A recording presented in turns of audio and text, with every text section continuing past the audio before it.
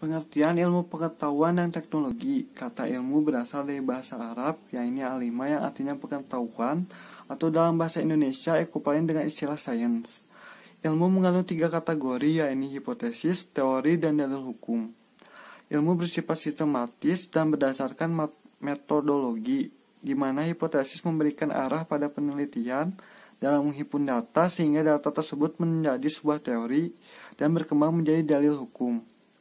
Sedangkan arti pengetahuan secara etimologis berasal dari kata bahasa Inggris yaitu knowledge. Dalam Encyclopedia of Philosophy dijelaskan bahwa pengetahuan adalah kepercayaan yang benar. Sedangkan menurut Gajalba, pengetahuan adalah apa yang diketahui atau hasil pekerjaan tahu. Dan dalam Kamus Filsafat dijelaskan bahwa pengetahuan adalah proses kehidupan yang diketahui secara langsung dari kesadarannya sendiri. Dikutip dari Swedi bahwa pengetahuan yang dimiliki manusia ada 4, yaitu yang pertama, pengetahuan biasa atau diartikan sebagai good sense, karena seseorang memiliki sesuatu di mana ia menerima secara baik. Yang kedua, pengetahuan ilmu, yaitu ilmu sebagai terjemahan dalam sains, yang prinsipnya merupakan usaha untuk mengorganisasikan dan mensistematikan common sense, yaitu suatu pengetahuan yang berasal dari pengalaman dan pengamatan dalam kehidupan sehari-hari. Namun, dilanjutkan dengan suatu pemikiran secara cermat dan teliti menggunakan berbagai metode. Yang ketiga, pengetahuan filsafat, yaitu pengetahuan yang diperoleh dari pemikiran yang kontemplatif dan spekulatif.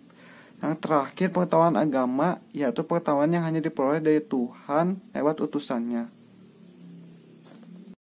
Perkembangan iptek.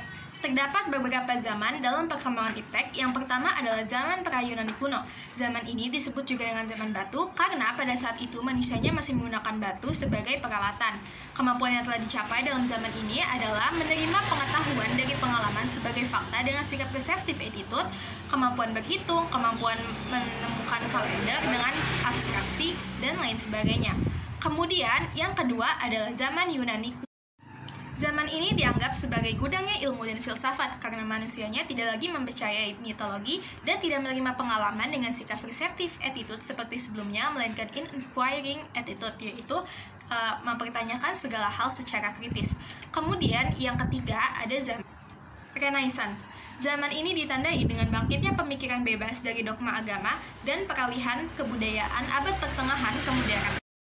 Pada zaman ini juga manusianya ingin mencapai sesuatu dengan usaha sendiri tanpa adanya campur tangan Tuhan. Kemudian penemuan-penemuan modern mulai dirintis pada zaman ini.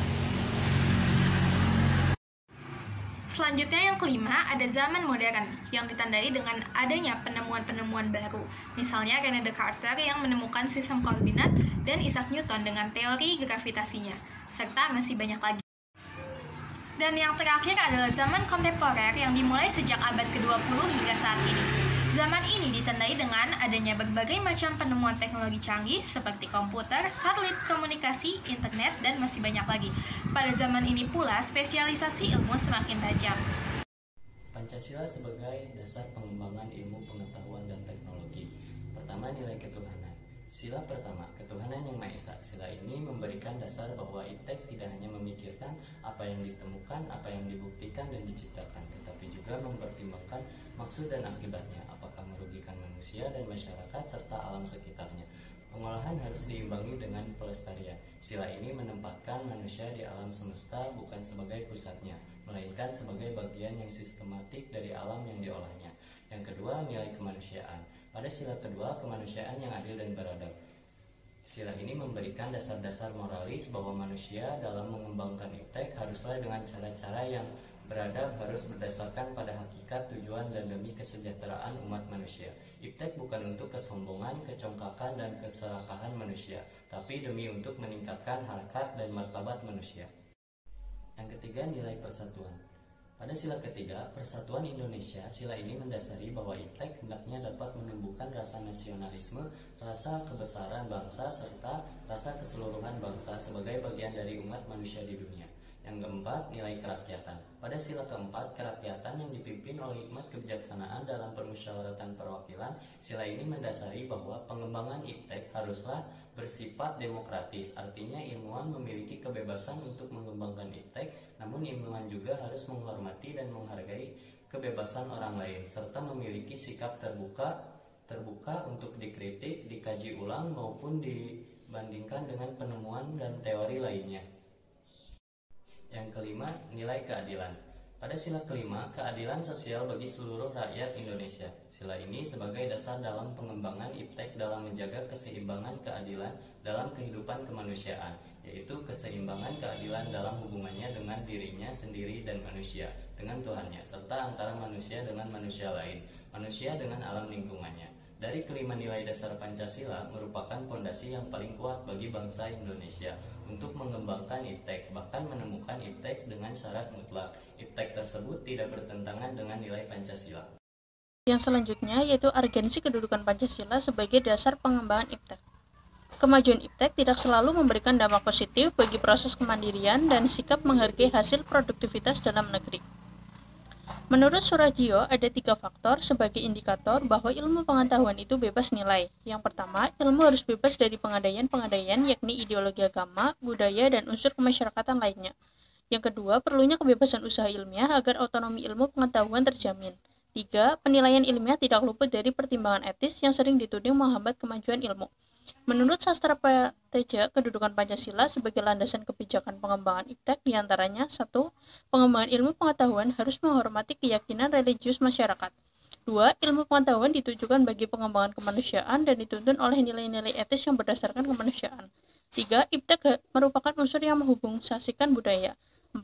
Prinsip demokrasi akan menuntut bahwa penguasaan IPTEK harus merata ke semua masyarakat. 5. Kesenjangan dalam penguasaan IPTEK harus dipersempit terus-menerus sehingga semakin merata. Sastra Prateja juga berpendapat bahwa Pancasila sebagai landasan etika pengembangan IPTEK adalah 1. Pengembangan IPTEK terlebih yang menyangkut manusia haruslah selalu menghormati martabat manusia. 2. IPTEK haruslah meningkatkan kualitas hidup manusia baik sekarang maupun di masa depan. 3. Pengembangan IPTEK hendaknya membantu pemekaran komunitas manusia baik lokal, nasional maupun global. 4. Kita harus terbuka untuk masyarakat lebih-lebih yang memiliki dampak langsung kepada kondisi hidup masyarakat. 5. IPTEK hendaknya membantu penciptaan masyarakat yang semakin lebih adil.